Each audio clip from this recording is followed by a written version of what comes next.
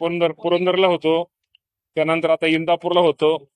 आता मला तुमच्या माध्यमातूनच कळतंय, अजून मला कुठल्याही प्रकारची अधिकृत माहिती नाही. परंतु शेवटी आपल्या सगळ्यांना माहिती आहे की अजितदादा पवार साहेब, सुनील तटकरे साहेब, प्रफुल्ल पटेल साहेब आणि अजितदादा पवार साहेब हे आमचे नेते आहेत. आणि या बाबतीमध्ये अजून मला कुठल्याही अधिकृत कळवलेलं नाही किंवा माहिती नाही. पण अजितदादा पवार साहेब जो निर्णय घेतील त्या बाबतीमध्ये निश्चित प्रकारे जबाबदारी टाकतील.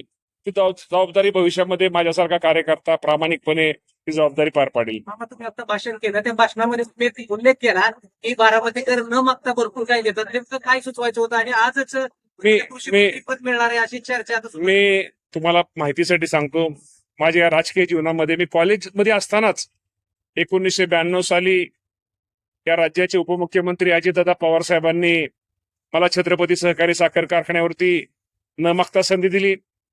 1996 साली बँकेचे संचालक मला संधी न मागता संधी दिली.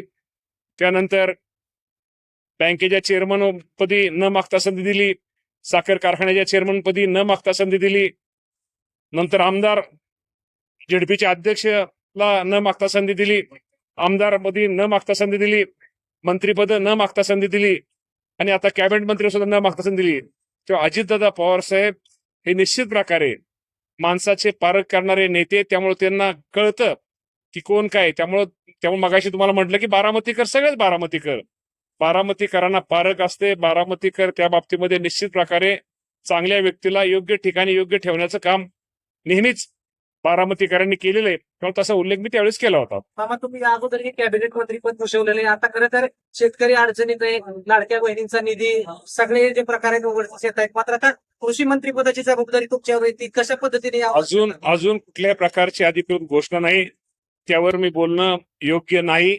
परंतु निश्चित प्रकारे आता तुम्हीच लोकांनी ते चालवलेलं आहे. मला अजून ज्यावेळेस अधिकृत काय घोषणा होईल किंवा अधिकृत ज्यावेळेस मला कळेल त्यावेळेस नक्की तुमच्यासमोर मी बातमी द्यायला किंवा तुमच्यासमोर बोलण्यासाठी मी नक्की येईल. कृषी मंत्री पदाची निवड झाली तर मग काय विजन असणार आहे ते काय? नाही, अजून हे असं अगोदर जर तर बोलणं बरोबर नाही. ज्यावेळेस होईल त्यावेळेस मी नक्की आपल्या समोर येईल.